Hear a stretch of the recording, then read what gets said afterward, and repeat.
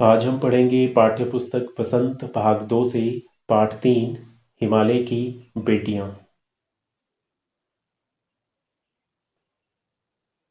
प्रस्तुत पाठ के लेखक हैं नागार्जुन। नागार्जुन का मूल नाम वैद्यनाथ मिश्र था।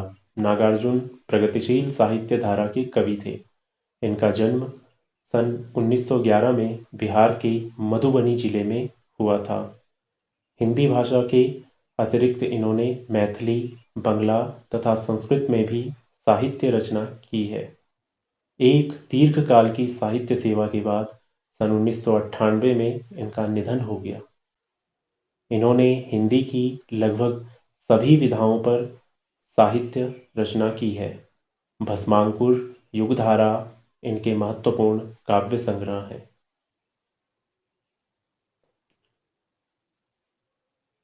प्रस्तुत पाठ हिमालय की बेटियां में लेखक ने हिमालय से निकलने वाली नदियों का वर्णन किया है।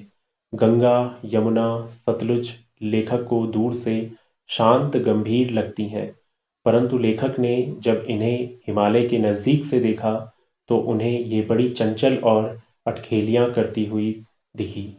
लेखक ने इन्हें हिमालय की गोद में खेलती हुई बालिकाओं के समान बताया। सतलज के किनारे बैठकर लेखक उससे काफी प्रभावित होते हैं और कुछ गीत गुनगुनाने लगते हैं।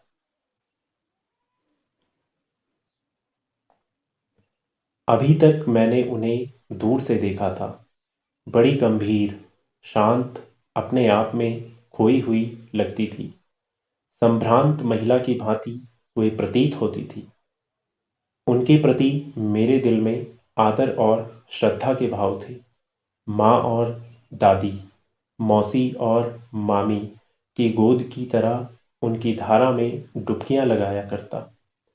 परंतु इस बार जब मैं हिमालय के कंधे पर चढ़ा तो वे कुछ और रूप में सामने थी। मैं हैरान था कि वही दुबली पतली गंगा, वही यमुना, वही सतलुज समतल मैदानों में उतरकर विशाल कैसे हो जाती है। इनका उछलना और कूदना, खिलखिलाकर लगातार हंसते जाना, इनकी यह भावभंगी, इनका यह उल्लास कहाँ गायब हो जाता है मैदान में जाकर। किसी लड़की को जब मैं देखता हूँ, किसी कली पर जब मेरा ध्यान अटक जाता है, तब भी इतना कौतूहल और विस्मय नहीं होता जितना कि इन बेटियों की बाल लीला देखकर। कहाँ ये भागी जा रही है, वह कौन लक्ष्य है जिसने इन्हें बेचैन कर रखा। अपने महान पिता का विराट प्रेम पाकर भी अगर इनका हृदय अतृप्त ही है, तो वह कौन होगा जो इनकी प्यास मिटा सकेगा।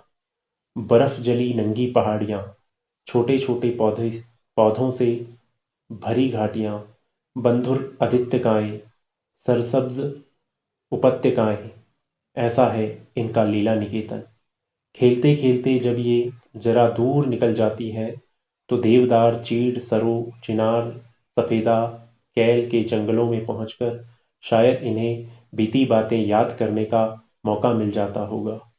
कौन जाने बुढ़ा हिमालय अपनी इन नटखट बेटियों के लिए कितना सिर धुनता होगा। बड़ी बड़ी चोटियों से जाकर पूछिए तो उत्तर में विराट मौन के सिवाय उनके पास और रखा ही क्या है। सिंधु और ब्रह्मपुत्र, ये दो ऐसे नाम हैं जिनके सुनते ही रावी, सतलुज, व्यास, चनाब, झेलम, काबुल, कपिशा, गंगा, यमुना, सरयू, गंडक, कोसी आदि हिमालय की छोटी बड़ी सभी बेटियां आंखों के सामने नाचने लगती हैं। वास्तव में सिंधु और ब्रह्मपुत्र स्वयं कुछ नहीं है। दयालु हिमालय के पिघले हुए दिल की एक एक बूंद न जाने कब से इकट्ठा होकर इन दो महानदों के रूप में समुद्र की ओर प्रवाहित होती रही है। कितना सौभाग्यशाली है वह समुद्र जिसे पर्वतराज हिमालय की इन दो बेटियों का हाथ पकड़ने का श्रेय मिला। जिन्होंने मैदानों में ही इन नदियों को देखा होगा, उनके ख्याल में शायद ही यह बात आ सके कि बूढ़े हिमालय की गोद में बच्चियां बनकर ये कैसे खेला करती हैं। माँ बाप की गोद में नंग धड़ंग होकर खेलने वाली इन बालिकाओं का रूप पहाड़ी आदमियों के लिए आकर्षक भले न हो, लेकिन मुझे तो ऐसा लुभावना प्रतीत हुआ वह रूप कि हिमालय को ससुर और समुद्र को उसका दामाद कहने में कुछ भी झिझक नहीं होती। कालिदास के विरही यक्ष ने अपने मेघदूत से कहा था, वेत्रवती नदी को प्रेम का प्रतिदान देते जाना, तुम्हारी वह प्रेयसी तुम्हें पाकर अवश्य ही प्रसन्न होगी। यह बात इन चंचल नदियों को देखकर मुझे अचानक याद आ गई और सोचा कि शायद उस महाकवि को भी नदियों का सचेतन रूपक पसंद था। दरअसल जो भी कोई नदियों को पहाड़ी घाटियों और समतल आंगनों के मैदान में जुदा जुदा शक्लों में देखेगा, वह इसी नतीजे पर पहुंचेगा। काका कालेलकर ने नदियों को लोक माता कहा है, किंतु माता बनने से पहले यदि हम इन्हें बेटियों के रूप में देख लें तो क्या हर्ज है। और थोड़ा आगे चलिए, इन्हीं में अगर हम प्रेयसी की भावना करें तो कैसा रहेगा। ममता का एक और भी धागा है जिसे हम इनके साथ जोड़ सकते हैं। बहन का स्थान कितने कवियों ने इन नदियों को दिया है। एक दिन मेरी भी ऐसी भावना हुई। थोलिंग, तिब्बत की बात है। मन उचट गया था, तबीयत ढीली थी। सतलज के किनारे जाकर बैठ गया। दोपहर का समय था। पैर लटका दिए पानी में। थोड़ी ही देर में उस प्रगतिशील जल ने असर डाला। तन और मन ताजा हो गया और मैं लगा गुनगुनाने। जय हो सतलज बहन तुम्हारी, लीला अचरज बहन तुम्हारी। हुआ मुदित मन हटा खुमारी, जाऊं मैं तुम पर बलिहारी। तुम बेटी यह बाप हिमालय, चिंतित पर चुपचाप हिमालय। प्रकृति नटी के चित्रित पट पर, अनुपम अद्भुत छाप बह। जय हो सतलज बहन तुम्हारी।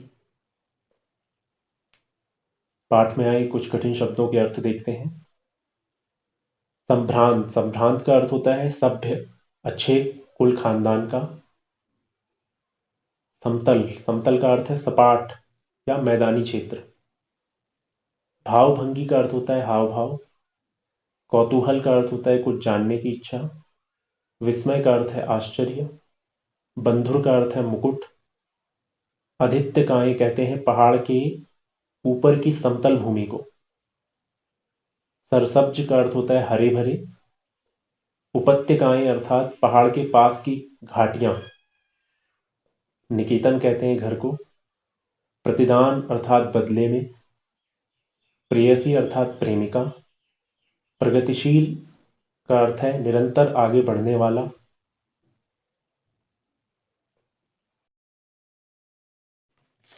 पाठ में आए कुछ महत्वपूर्ण प्रश्नों के उत्तर देखते हैं। नदियों को मां मानने की परंपरा हमारे यहाँ काफी पुरानी है, लेकिन लेखक नागार्जुन उन्हें और किन किन रूपों में देखते हैं।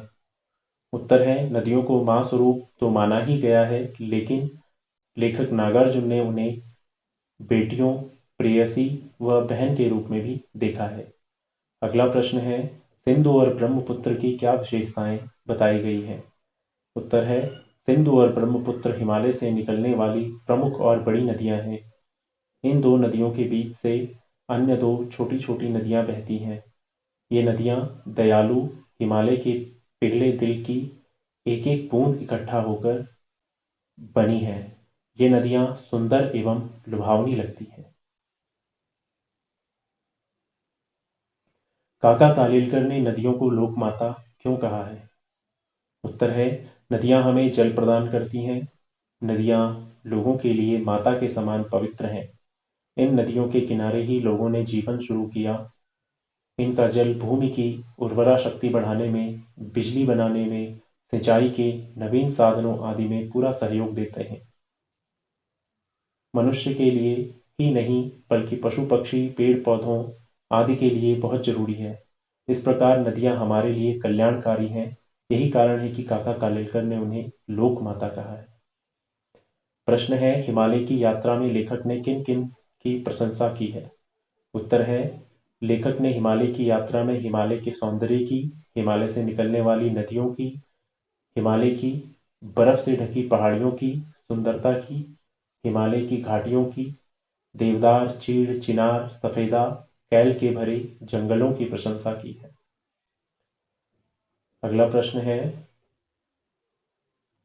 नदियों और हिमालय पर अनेक कवियों ने कविताएं लिखी है। उन कविताओं का चयन कर उनकी तुलना पाठ में निहित नदियों के वर्णन से कीजिए।